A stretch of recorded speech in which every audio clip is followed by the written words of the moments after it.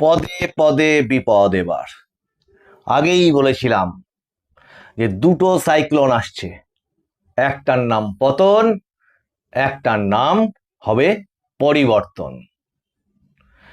এবং সেই কথা মিলে গিয়ে ঠিক আগের এপিসোডটাতে আপনাদেরকে দেখিয়েছিলাম যে মহাভারতে যেমন শেষ দিন 18তম দিনে শকুনি বধ হয়, মানে শকুনি মানে কি? কুমন্ত্রণাদাতা, দুর্যোধনের কুমন্ত্রণাদাতা, সমস্ত অনিষ্টের মূল। তাহলে এখানেও ঠিক সেই একই জিনিস ঘটতে চলেছে। 18তম দিনে শকুনি বধ হয় সহদেবের হাতে। আর এখানে সেই আইপ্যাক কাণ্ডের তদন্তে, যেটার মূল তদন্তটা হচ্ছে কয়লা কেলেঙ্কারি, এবং ৭,৪০০ কোটি টাকার সেই কয়লা কেলেঙ্কারি, যাতে কারা কারা জড়িত এখন বাঙালির মুখস্থ হয়ে গেছে। আর ওই আইপ্যাক কাণ্ড, সেই আইপ্যাক কাণ্ড যাতে ইডি রেড করেছিল কলকাতার সল্টলেকের অফিসে, আইপ্যাকের অফিসে, এবং সেই আইপ্যাকের অফিসে রেড করবার মানে কয়েক ঘন্টার মধ্যে তৎকালীন এই রাজ্যের মুখ্যমন্ত্রী, এখন তিনি বিদায়ী মুখ্যমন্ত্রী বা একজন প্রার্থী বা একটি দলের শীর্ষ নেত্রী, তিনি তার বাড়িতে গিয়ে, প্রতীক জৈনের বাড়িতে গিয়ে ফাইল, ল্যাপটপ, ফোন নিয়ে আসেন এবং ইডি রেড করাকালীন অবস্থাতে সল্টলেকের অফিস থেকে বান্ডিল বান্ডিল ফাইল বার করে নিয়ে এসে গাড়িতে তুলে দেন। এবং সেখানে তার সাথে ছিলেন মুখ্য সচিব, স্বরাষ্ট্র সচিব থেকে শুরু করে রাজ্য পুলিশের তাবড় তাবড় সমস্ত আমলা এবং ব্যক্তিরা, ডিজিপি, পুলিশ কমিশনার, সবাই।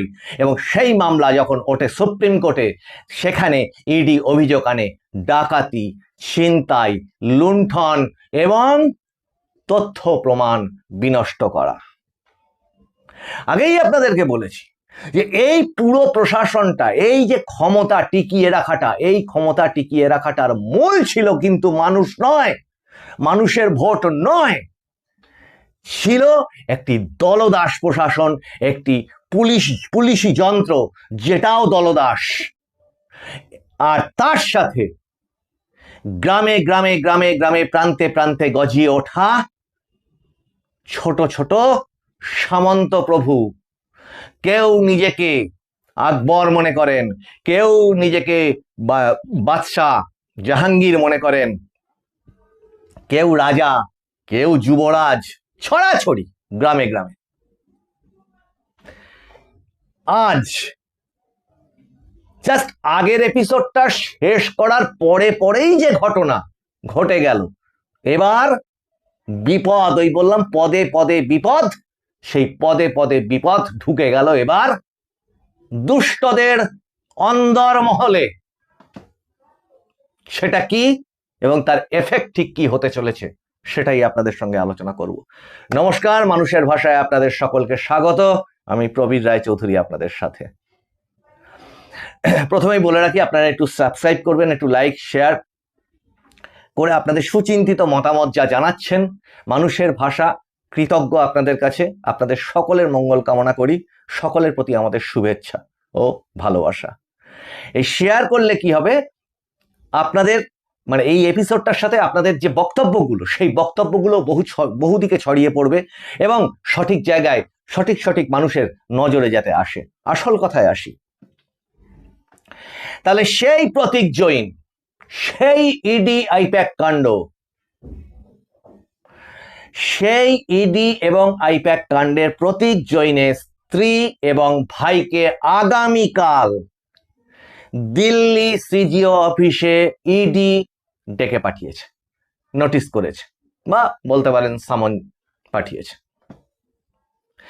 এবং সেটা আগামীকালই যেতে হবে। এবং এই আগামীকাল রয়েছে সুপ্রিম কোর্টে ওই ইডি এবং আইপ্যাক কেসের একটা রোমহর্ষক বলতেই পারি, সবাই আগ্রহ করে তাকিয়ে আছে সেটার দিকে, সারা দেশ, যে নজিরবিহীন কাণ্ড। একটা রাজ্যের সিটিং মুখ্যমন্ত্রী একটি তদন্তকে গিয়ে বাধা দিচ্ছেন, সেখানকার সমস্ত তথ্য প্রমাণ তুলে নিয়ে চলে আসছেন। সেই মামলার হিয়ারিং, যে হিয়ারিংটা, যে মামলাটাকেই প্রায় নষ্ট করে দেওয়ার চেষ্টায় ছিলেন এ টিম অফ লয়ার, ওই ওনাদের নিযুক্ত বা লয়ারের কাজ করছেন, তাদের আমি কিছু বলছি না, আমাদের কিছু বলারও নেই। কপিল সিব্বাল, কল্যাণ বন্দ্যোপাধ্যায়, মেনকা গুরুস্বামী, তারপরে শ্যাম দেওয়ান, এদের মতো ভারতবর্ষের শীর্ষস্তরের আইনজীবীরা, এবং সুপ্রিম কোর্ট সেটা শুনেছে মন দিয়ে। আর আগামীকাল থেকে ইডি যে সাপ্লিমেন্টারি কি বলে পিটিশন যেগুলো জমা দিয়েছে, তার সাথে যুক্ত হতে চলেছে এই এতদিন ধরে সারা ভারতবর্ষব্যাপী কিন্তু রেড থেমেছিল না। ইডি যে রেডগুলো করলো তার টোটাল ডেটাটা আমাদের কাছে যতটুকু খবর সূত্র মারফত, টোটালটাই কালকে সুপ্রিম কোর্টে, সেটা বলতে পারেন একটা স্ট্যাটাস রিপোর্ট হোক বা তাদের বক্তব্য হোক, সেই আকারে কিন্তু উঠতে চলেছে। যেখানে সুপ্রিম কোর্টের বিচারপতি, মাননীয় বিচারপতি মিশ্রার ডিভিশন বেঞ্চ এই অবজারভেশন দিয়েছিল যে একজন মুখ্যমন্ত্রী যদি ক্রাইম করে তাহলে আর একটি তদন্তকারী সংস্থাকে কি সেই মুখ্যমন্ত্রীর কাছ থেকেই অনুমতি চেয়ে তার বিরুদ্ধে তদন্ত করতে হবে? এই রকম মানে কড়া অবজারভেশন কিন্তু ওই বেঞ্চের থেকে ছিল। আমরা তাকিয়ে থাকবো সেই মানে সেখানে কি হয় তার দিকে। কিন্তু ইতিমধ্যে আমি এর আগের অনেকগুলো এপিসোডে বলেছিলাম, অনেকে সন্দেহ প্রকাশ করেছিলেন যে সত্যিই কি তাই হতে পারে, ধুস কিচ্ছু হবে না, ও যা হয় একই রকম হবে। কিন্তু আপনাদের কি এবারও তাই মনে হচ্ছে সত্যি সত্যি? আর মনে হচ্ছে কি ভোটের কিন্তু বাকি, আজকের দিনটা যদি ছেড়েই দেন আর 8টা দিন কিন্তু বাকি, আর সেই 8 দিনের মধ্যে 3 দিন চলবে এই হিয়ারিং, তার মাঝখানে কখন কি ঘটে যায় কিচ্ছু বলা যায় না। আর এই 72 ঘন্টা মানে যেখানে যেখানে ভোট আছে তার 72 ঘন্টা আগে প্রচারও বন্ধ। তাহলে মাঝখানে প্রচারটার জন্য আর পড়ে থাকলো কি? এমনি লোক হচ্ছে না। আগের দিন দেখিয়েছিলাম নরেন্দ্র মোদী, অমিত শাহ, শুভেন্দু অধিকারী, এদের জনসভায় জনপ্লাবন না জনসুনামি, আর পাশাপাশি চৈত্রের ফুটি ফাটা খানা বা পুকুর, যার তলার দিকে তাকালে দেখা যায় মাটি ফাটল ধরে গেছে, সেই খানার মধ্যে বসে আছে আর একটা দলের প্রচার, যেখানে নাই কেউ নাই। কারণ মানুষ কিন্তু বুঝতে পারে কারা আসতে চলেছে।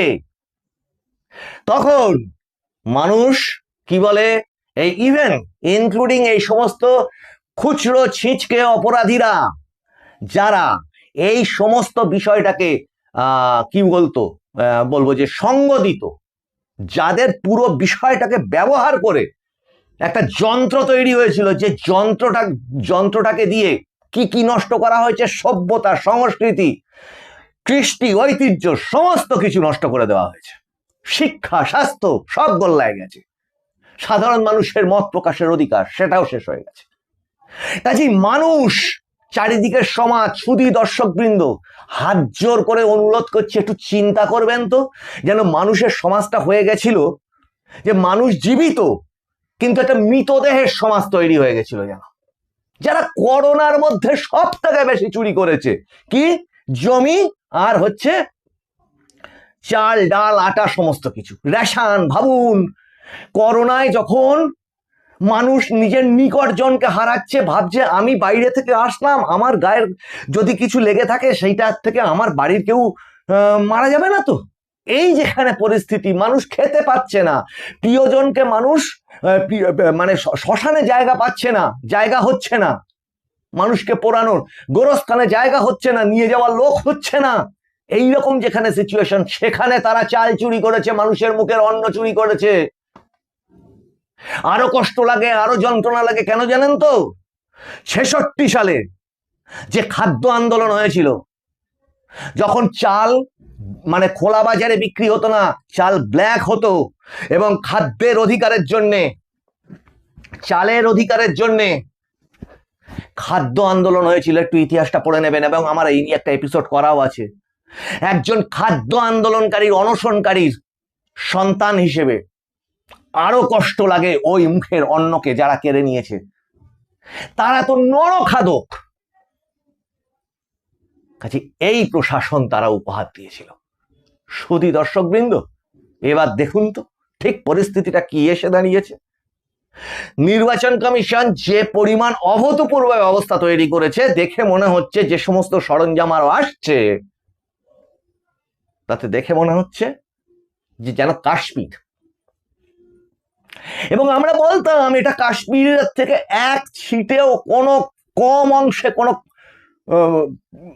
অবস্থাটা নয়, ওখানে অনেক বেশি মানে জিনিসটা নজরে পড়তো। দুমদাম চকলেট বোম ইত্যাদি সহকারে একটু বেশি মানুষের নজরে পড়তো, ইন্টারন্যাশনাল ইস্যু ছিল, ওখানটাতে আরো বেশি হাইলাইটেড হতো, আরো বেশি ইন্টারন্যাশনাল ষড়যন্ত্রের শিকার ছিল সেটা। আর এখানটাতে হচ্ছে নিঃশব্দে বছরের পর বছর ধরে নিঃশব্দে দেশ দখল এই চলছিল এখানে। আপনার পাশের পাড়ায়, আপনার পাশের বাড়িতে আপনারা বুঝতেই পারেননি, আস্তে আস্তে আপনারা একটা অন্য রাষ্ট্র তৈরি হয়ে যাচ্ছে এখানে, যেখানে সেই দেশের মানে ভারতবর্ষের সংবিধান চলে না, ভারতবর্ষের আইন চলে না, ভারতবর্ষের কেন্দ্রীয় সরকারের প্রকল্প চলে না, যেখানে ঘরের মেয়ে বউরা নাকি রাত 8টার পরে বেরোনোটাই হচ্ছে অপরাধ তার, যদি তার কোনো ক্ষতি হয়। কি নৃশংস অত্যাচার হলে কামদুনি ঘটতে পারে একটি মহিলার ওপর, কি নৃশংস অত্যাচার হলে আর্যিকরের মতো অভয়ার ঘটনা ঘটতে পারে, এবং তার তথ্য প্রমাণ কারা লোপাট করে দেয়, ভাবতে হবে। কিন্তু আজ পাশে আর কেউ নেই, সূত্রের খবর সমস্ত দিক থেকে কিন্তু আটকা পড়ে গেছে। মোথাবাড়ি কাণ্ডে ইডি অলরেডি স্ট্যাটাস রিপোর্ট জমা দিয়েছে সুপ্রিম কোর্ট, এবং সুপ্রিম কোর্ট জিজ্ঞাসা করেছে সেখানে প্রধান বিচারপতির ডিভিশন বেঞ্চ স্ট্যাটাস রিপোর্টটাকে দেখে, অবশ্যই সেটা মুখ বন্ধ খামে সেটা কেউ দেখতে পাবে না, কিন্তু প্রধান বিচারপতি মাননীয় বিচারপতি সূর্যকান্ত তিনি কি বলেছেন ইডি লয়ারকে বলেছেন, এই যাদের নাম রয়েছে তাদের রাজনৈতিক পরিচয়টা আমরা ইমিডিয়েট জানতে চাই। ইমিডিয়েটলি আমরা 142 ধারা বিশেষ অধিকার প্রয়োগ করে আপনাদেরকে তদন্ত করতে দিয়েছি। কিন্তু মজার জিনিস কি জানেন, আগে সমস্ত তদন্তগুলো হতো এই রাজ্যে এফআইআর করে, এখন আর তা হচ্ছে না, এখন সব এফআইআর হয়েছে দিল্লিতে, সব তদন্ত দিল্লি পুলিশের দ্বারা। এবং এই যে ডাক পড়েছে প্রতীক জৈনের ভাই আর হচ্ছে স্ত্রী বারবি জৈন আর প্রফুল্ল জৈন, সম্ভবত নামটা একটু ভুল হতে পারে, সেই ডাকটাও পড়েছে কিন্তু দিল্লিতে, আর কলকাতায় কিছু না। পাশাপাশি ওই এনআইএর যে স্ট্যাটাস রিপোর্ট ফার্দার আসতে চলেছে সেটাও ভয়ানক। অলরেডি সেটা জমা দিতে বলা হয়েছে কলকাতা এনআইএ কোর্টে, সেটা অলরেডি একটা জমা পড়েছে এবং কাস্টডিতে চাওয়া হয়েছে অ্যারেস্টেডদের। 342 জনের সন্দেহভাজনের নাম কিন্তু দিল্লিতে এফআইআর হয়েছে বলে আমরা জানতে পারছি। এটা সমর্থিত সূত্রে নয়, অসমর্থিত সূত্রে বলছি। সামগ্রিকভাবে তাহলে ভোট যন্ত্র যেটা দিয়ে পুরো ভোটটাকে করায়ত্ত করে রাখতো, সেই ভোট যন্ত্রের সব কটা পার্টসপত্র খুলে নিয়েছে। ব্যালেন্স পড়ে আছে কি? Video game. এখন উপায় কি? Video game. এর ভিডিও এখান থেকে কেটে ওখান থেকে কেটে জুড়ে বার করে দাও, কালকে আর একটা, পরশু আর একটা, এই করে যতটুকু টিকে থাকা যায়। কিন্তু হয় না, এভাবে হয় না। কিছুটা হয়তো হয় না। কি সরে গেছে সেটা ভাবুন, আগামী এপিসোডে সেটা নিয়ে আসছি, যে এই তৃণমূল কংগ্রেসের পাশ থেকে ঠিক কি সরে গেল। আর আগামীতে গুটি গুটি পায়ে বিপদ আসে মানুষের জীবনে, আর অপরাধীও কিন্তু যে অপরাধ করে সে একমাত্র বুঝতে পারে, সে জানেও যে বিপদ চৌকাঠে। ওই বলতো না যে দুয়ারে অমুক দুয়ারে তমুক, এবার দুয়ারে বিপদ, মহাকালের নিয়মে পাপের অবসান হবেই হবে। আর যেদিন হবে সেদিন অকাল দিওয়ালি, অকাল হোলিতে মাতবে এই বাংলার মানুষ। এত মানুষের চোখের জল, এত মানুষের যন্ত্রণা, এত মানুষের কষ্ট, এত লুট চুরি, এ যদি টিকে থাকতো তাহলে পৃথিবীটা ঘুরতো না, সূর্যচন্দ্র থাকতো না। আপনাদের এপিসোডগুলো ভালো লাগলে একটু সাবস্ক্রাইব করবেন। আপনাদের যথেষ্ট সমর্থন পাচ্ছি, আমি কৃতজ্ঞ। তার সাথে হাত খুলে লিখুন, শেয়ার করুন, লাইক করুন, আর নোটিফিকেশনটা অন রাখবেন। নোটিফিকেশনের উপরে বেল আইকনের উপর ক্লিক করে দেখবেন অল বলে লেখা আসবে, সে অলটাকে টিপে দেবেন, তাহলে সব নোটিফিকেশন আপনার কাছে যাবে। আর এই প্রসঙ্গে ছোট্ট করে একটা জানিয়ে রেখে দিই, অনেকে এই প্রসঙ্গটা বলেছেন যে আপনার এপিসোডগুলোতে শাসক দলের অ্যাড কেন আসছে। না, এতে কারোর হাত নেই। মানে যে ধরনের মানুষ যে ধরনের কন্টেন্ট দেখে, একে বলা হয় অ্যালগরিদম, ইউটিউবের অ্যালগরিদম, সেই ধরনের অ্যাড সেই সমস্ত মানুষদের পাঠায়। কেউ যদি ইঞ্জিনিয়ারিং জিনিস দেখে তাকে ইঞ্জিনিয়ারিং এর অ্যাড দেখায়, কেউ সিনেমার জিনিস দেখলে তাকে সিনেমা সংক্রান্ত, কেউ প্রসাধনী জিনিস দেখলে তাকে প্রসাধনী জিনিসের অ্যাড। এটা একটা আসে, তাকে মাই অ্যাড সেন্টার বলে ইউটিউবের একটা অংশ আছে, 3টে পুটকি থাকে, সেখানটায় হাত দিলেই মাই অ্যাড সেন্টারে চলে যায়। সেখান থেকে ইভেন আপনি আপনার অ্যাডকে সিলেক্টও করতে পারেন। পারলে ইউটিউবে এই সম্পর্কিত একটু ভিডিও দেখে নেবেন। আপনাদের সঙ্গে আবার দেখা হবে সামনের এপিসোডে। আজকের এই এপিসোডটাতে এই পর্যন্ত। আপনারা নজর রাখুন মানুষের ভাষার পর্দায়। মানুষের ভাষা সবার মনের ভাষা, মনের কথা বলে। নমস্কার।